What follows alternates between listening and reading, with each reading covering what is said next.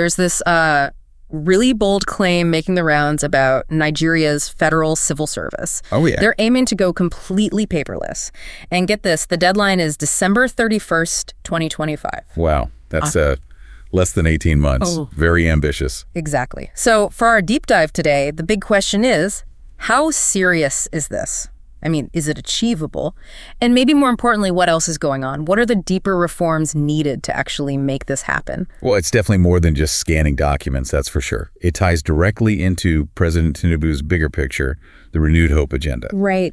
And that agenda really leans heavily on having a civil service that's fundamentally transformed. So we're looking at recent promises, strategic plans. Yeah. And it highlights this sort of dual challenge. Dual challenge. Yeah, you've got the immediate push for digital, absolutely.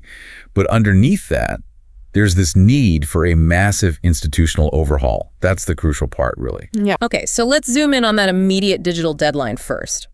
The head of the civil service, Didi Esther Walson-Jack, she's put her name to it, made a firm pledge. She has publicly committed to that December 31st, 2025 date for all MDAs, ministries, departments, agencies. All of them. All of them. And to show it serious, she recently visited Galaxy Backbone. Ah, the government's main data infrastructure provider. Exactly. It signals, high-level backing for what she called this final sprint. A final sprint. Interesting term. It links back to President Tinubu's wider goal for digital inclusion in how the government actually operates.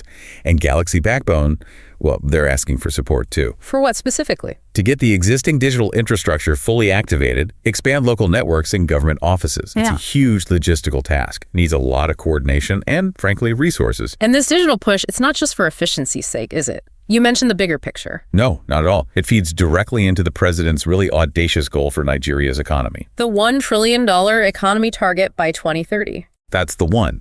And look, achieving that requires massive sustained GDP growth year on year, much higher than they've managed historically. So the digital transformation is seen as what, an enabler for that economic growth? Precisely. But this is where we need to look at the current reality of governance in Nigeria. It raises some serious questions about how realistic that economic vision is right now. Okay. Tell me more. Well, if you look at the World Bank's Government Effectiveness Index, Nigeria's score isn't great. How bad is it? For 2023, it was minus 0.85.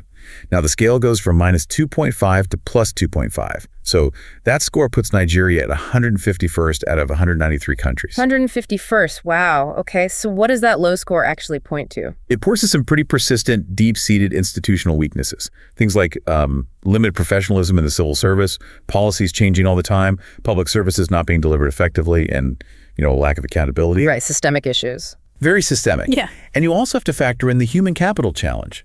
Nigeria has a very young population, median age just over 18, but a low human capital index score, only 38 out of 100.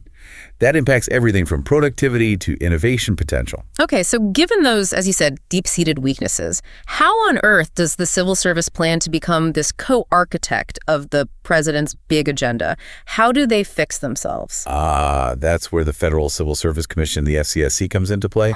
The new commission, inaugurated last December, has put together a pretty comprehensive strategic plan. A blueprint for reform. Yeah, exactly. And it's quite radical, actually. They're talking about rethinking their core constitutional job description. How so? Well, focusing heavily on meritocracy, hiring and promoting based on ability. But they also have to navigate the federal character policy, which tries to ensure representation across Nigeria's diverse groups, right? A tricky balance. A very tricky balance. They're also tackling things head on, like poor staff retention because wages aren't competitive. They want rigorous recruitment, integrity tested to reduce nepotism. Cutting out the who-you-know factor. Hopefully. And replacing outdated annual performance reports with proper performance management. Dealing with discipline issues, too, which are apparently widespread. Sounds like a root and branch overhaul. It is. And maybe the most telling part, they're starting with themselves. A big focus is on professionalizing and modernizing the SCSC's own operations. Computerizing, digitizing their own secretariat. Practicing what they preach. Reform starts at home. Precisely. It's this idea that the body responsible for appointments and discipline across the service needs to be, absolutely clean and efficient itself first. It has to be impervious to the problems it's trying to solve elsewhere. So wrapping this up then, we're looking at this incredibly ambitious scope. It starts with going paperless by next year, which is huge in itself. But it extends to fundamentally trying to reshape the entire culture and operating system of the Nigerian civil service. It's a massive, massive undertaking. It truly is. And maybe the final thought to leave you, the listener, with is this. Can these reforms, the digital push and the deep institutional changes, actually transform Nigeria's civil service? Can it become the engine room, the game-changing partner they need to hit that $1 trillion economic target? And I suppose, what difference will it actually make to ordinary Nigerians? Faster services, a better climate for investment. Exactly. Those are the real questions. It's definitely a story to watch very closely over the next few years.